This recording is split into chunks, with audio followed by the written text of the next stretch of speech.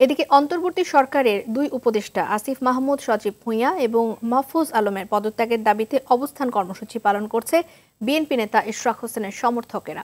প্রধান উপদেষ্টার বাসভবন অভিমুখে কাকরাইল মসজিদের সামনে অবস্থান নিয়ে বিক্ষোভ করছেন তারা। এছাড়াও একই দাবি এবং ইশরাক হোসেনকে ঢাকা দক্ষিণ সিটি কর্পোরেশনের মেয়রের দায়িত্ব বুঝিয়ে দিতে মৎস্য ভবনের সামনের রাস্তায় অবস্থান নিয়েছেন তার অনুসারীরা।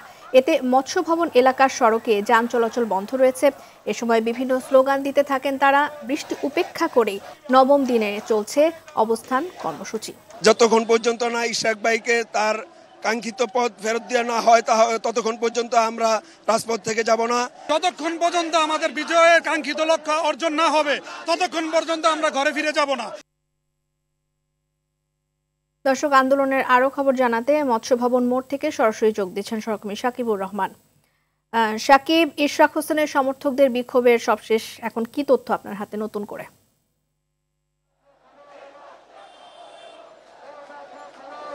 বিদুয়ানা, সকাল থেকেই কিন্তু বৃষ্টি উপেক্ষা করে ইশরাক হোসেনের সমর্থকরা তারা রাস্তায় অবস্থান নিয়েছিল। বিশেষ করে মৎস্য ভবন মোড় এবং কাকরাইল এই পুরো মোড়ে কিন্তু তাদের অবস্থান ছিল এবং কিছুক্ষণ আগে কিন্তু অনেক নেতাকর্মী এখানে হাজির হয়েছেন এবং তারা বিভিন্ন স্লোগান দিচ্ছেন। বিশেষ করে উচ্চ আদালতে যখন রিটটি খারিজ হয়ে যায় তারপরে কিন্তু মূলত এখানে মানুষের জমায়েত আরও বাড়তে থাকে এবং তারা বলছেন যে যতক্ষণ পর্যন্ত ইশরাক হোসেন মেয়রের শপথ নেবেন ততক্ষণ পর্যন্ত তারা এখানে অবস্থান করবেন। পাশাপাশি ইশরাক হোসেন কিন্তু গতকালকে এই আন্দোলনে তাদের সমর্থকদের সঙ্গে যোগ দিয়েছিলেন এবং সেখানে ঘোষণা দিয়েছেন অন্তর্বর্তী সরকারের যে দুই উপদেষ্টা রয়েছেন আসিফ মাহমুদ সজীব ভুঁইয়া এবং মাহফুজ আলম, তাদের যতক্ষণ পর্যন্ত তারা পদত্যাগ করছেন ততক্ষণ পর্যন্ত তারা এখানে অবস্থান কর্মসূচি পালন করবেন।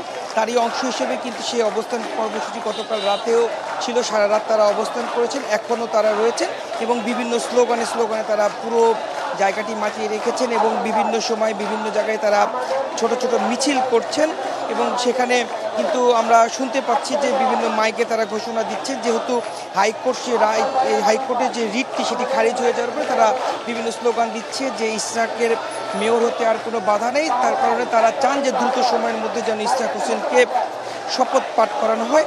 পাশাপাশি তারা বলছেন দাবি যতক্ষণ না আদায় হবে ততক্ষণ পর্যন্ত তারা এবং দলের পক্ষ থেকে যতক্ষণ পর্যন্ত নতুন কোনো নির্দেশনা আসবে ততক্ষণ পর্যন্ত তারা এখানে অবস্থান করবেন এবং এই যখন মৎস্য ভবন এলাকায় যখন তারা অবস্থান করছেন এর চারপাশে রাস্তাঘাটে কিন্তু যান চলাচল বন্ধ রয়েছে এবং মানুষজন অবস্থান নিয়ে তারা তাদের দাবি দাওয়াগুলো জানাচ্ছেন এবং সবশেষ বলা যায় যে নতুন করে এখন পর্যন্ত কোনো নির্দেশনা না আসায় তারা এখানে অবস্থান করবেন এবং নতুন কোনো নির্দেশনা আসলে নতুন কোনো কর্মসূচি ঘোষণা হলে হয়তোবা তারা সেই কর্মসূচি শুনে এখান থেকে চলে যাবেন। তবে যতক্ষণ পর্যন্ত না নতুন কোনো কর্মসূচি আসে ততক্ষণ পর্যন্ত তারা এখানে অবস্থান নেবেন। তো এই ছিল আমার কাছে মৎস্য ভবন থেকে সর্বশেষ। রিদওয়ানা। সাকিব, ধন্যবাদ আপনাকে।